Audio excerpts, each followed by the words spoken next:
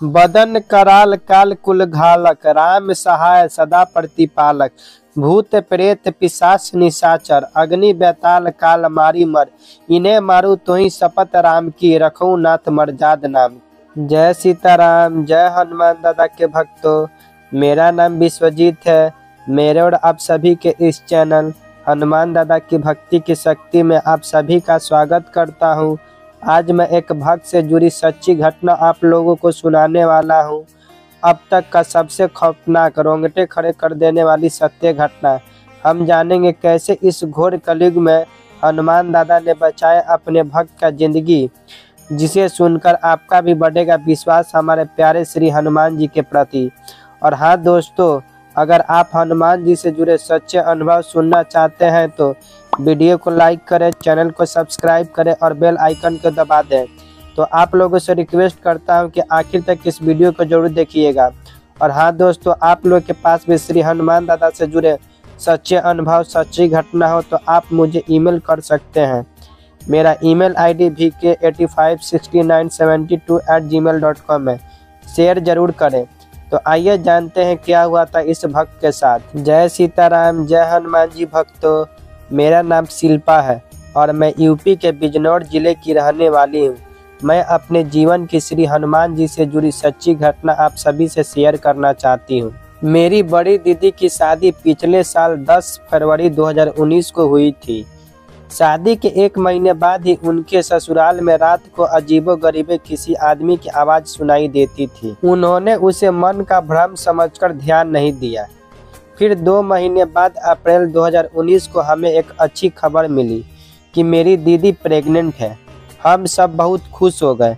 घर में खुशी का माहौल था कि अचानक कुछ दिन बाद मेरी दीदी की तबीयत बहुत खराब हो गई और उनका दुर्भाग्यवश मिसकैरेज हो गया। तभी से हर रात को उन्हें भयानक सपने दिखाई देने लगे और उसे अपने ससुराल में डर लगने लगा। वह इतनी ज्यादा बीमार हो गई कि 4 डॉक्टर बदल दिए, लेकिन कुछ आराम नहीं मिला। यहाँ तक कि हम सब घर वालों को लगने लगा कि अब इनका बचना मुश्किल है, क्योंकि वह बहुत ही ज्यादा बीमार हो गई थी और कोई दवा काम नहीं कर रही थी। फिर हमारे रिश्ते की मामी ने बताया, दीदी को एक शास्त्री जी हैं, उनको दिखा दे। हम दीदी को शास्त्री जी के पास ले गए। शास्त्री जी ने हमारी 2 बार हरिद्वार में पूजा भी कराई। शास्त्री जी पूजा से 1 दिन पहले शाम को संकल्प दिलाते हैं और उसमें अपने ऊपर या जो आत्माएं हमें परेशान करती हैं उनको आमंत्रण देते हैं कि वह मुक्ति के लिए हरिद्वार पूजा वाले स्थान पर पहुंचे। जैसे ही शास्त्री जी ने संकल्प कराया, उसी रात को दीदी के ऊपर किन्नर प्रेत और 11 अतिरिक्त आत्माएं आ गईं। हमने 2 बार शास्त्री जी से दीदी और जीजा जी की पूजा कराई। पूजा से दीदी की जो तबीयत खराब थी उसे तो आराम हुआ, लेकिन वह किन्नर प्रेत और आत्माएं नहीं गई। मेरे पापा जी, जो कि एक टीचर हैं और वे बचपन से ही श्री हनुमान जी की पूजा करते थे, उन्होंने शादी के बाद से पूजा छोड़ दी थी।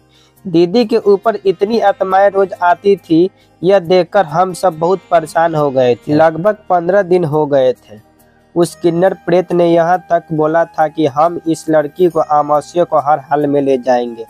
कोई भगवान नहीं है, सबसे बड़ी मैं हूँ। जैसे ही अमावस्या पास आ रही थी, सबकी चिंता बढ़ रही थी। आखिर मेरी दीदी के जिंदगी का सवाल था। अमावस्या 3 जून 2019 को थी।